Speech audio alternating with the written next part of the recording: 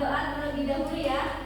Bismillahirrahmanirrahim. Raditu billahi rabba wa bil islami dina wa bi Muhammadin nabiyya wa rasula. Rabbi zidni ilma warzuqni fahma. Amin ya rabbal alamin. Ya, sebelum itu Ibu absen dulu ya. Mas Fahmi, Hadir, Bu. Mas Vicky, Hadir, Bu. Mbak Ufa, hadir. Jihan, hadir semua ya hari ini ya. Ya, Bu. Alhamdulillah. Kan anak kemarin kan kita sudah belajar tentang Bani Abbasiyah. Nah sekarang kita akan belajar apa? Kemunduran umat Islam. Tentang kemunduran umat Islam. Nah tujuan pembelajaran pada pagi hari ini, yang pertama agar kalian bisa menjelaskan kejayaan umat Islam sebagai puncak perkembangan peradaban Islam. Dan yang kedua, agar kalian bisa menganalisis faktor-faktor internal yang menyebabkan kemunduran kerajaan-kerajaan besar di kerajaan-kerajaan besar Islam. Dan yang ketiga, agar kalian bisa menganalisis faktor eksternal yang menyebabkan kemunduran kerajaan besar Islam. Nah, sebelum masuk ke pembelajaran, Ibu ada sebuah pertanyaan nih. Mengapa umat Islam yang dulu berjaya bisa mengalami kemunduran? Ada yang tahu? Ada yang tahu nih? Mengapa umat Islam yang dulu berjaya bisa mengalami kemunduran? Karena pemimpinnya yang nggak betul. Ya, betul sekali. Beri aplaus untuk Mas Fahmi sama Mbak Najwa. Terus ada lagi? Saya ingin merebutkan kekuasaan, Bu. Ya, beri aplaus ya untuk Mbak Laila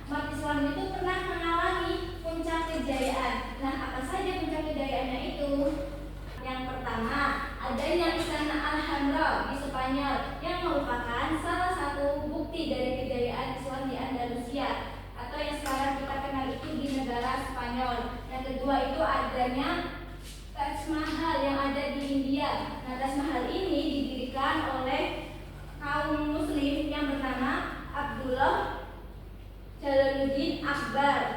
Nah, selanjutnya itu ada dalam bidang ilmu pengetahuan dan sains, yaitu ada Ibnu Sina yang dikenal sebagai apa? Bapak kedokteran dunia. Selain itu ada ilmuwan Islam yang bernama Al-Khawarizmi, juga mengembangkan ilmu matematika, pencipta aljabar dan algoritma. Nah, pada saat munculnya Islam, bangsa Barat itu belum mengenal angka nol anak-anak. Akan tetapi setelah ada ilmuwan Islam yaitu Al-Khawarizmi, Islamlah yang mengenalkan angka tersebut kepada bangsa apa? Bangsa Barat. Oke, next. Bagian dari kemunduran kerajaan besar itu terdapat ada dua faktor internal dan faktor eksternal. Coba Ibu minta tolong membacakan manusia 1 sampai 2 juga.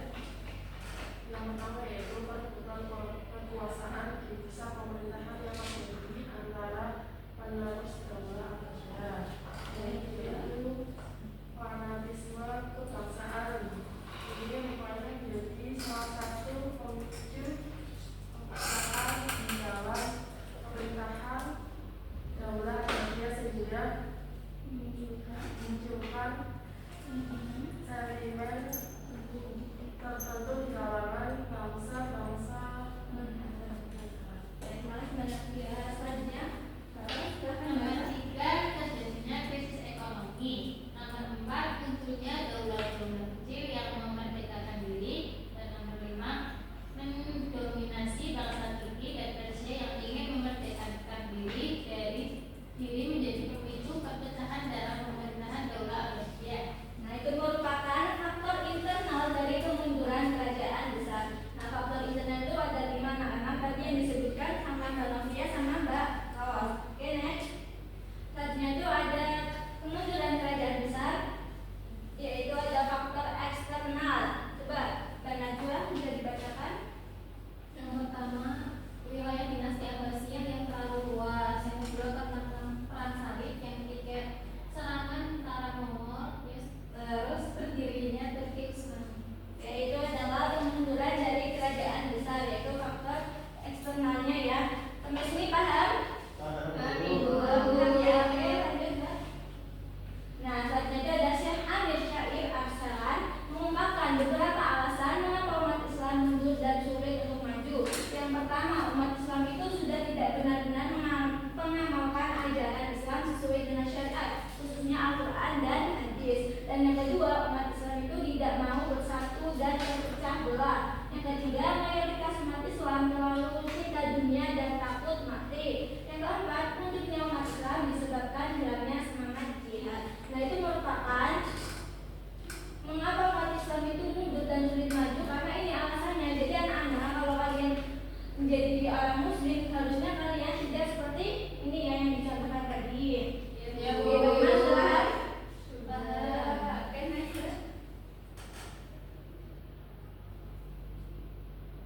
Nah, di sini Ibu memiliki kuis untuk Ibu. Mau atas kalian, apakah kalian beneran paham? Nanti silahkan yang bisa menjawab angkat tangan ya. Iya, Bu. Salah satu faktor yang mendorong kejayaan umat Islam pada masa klasik adalah semangat menuntut ilmu. coba selanjutnya menurut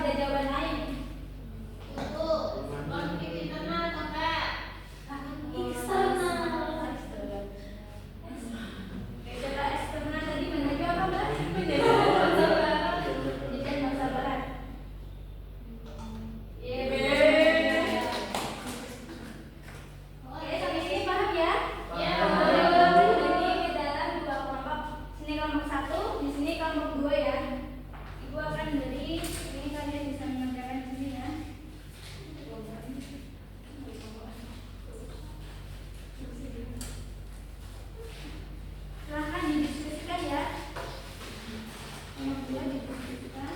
Ya Bu. Tunggu tidak elek.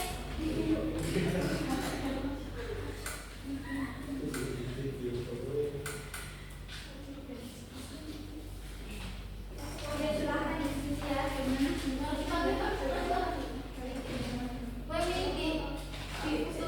jawabannya sebentar.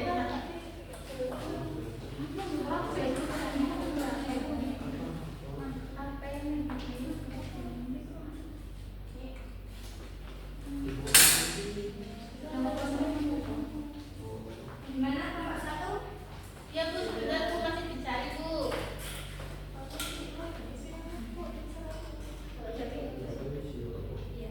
Oke, sudah semuanya? Sudah Bu. Betul? Enggak? Oke, silakan perwakilan kelompok bisa maju ke depan, kelompok 1 dan kelompok 2. Kalau siapa ini? Kelompok 1 dulu. Kelompok 1.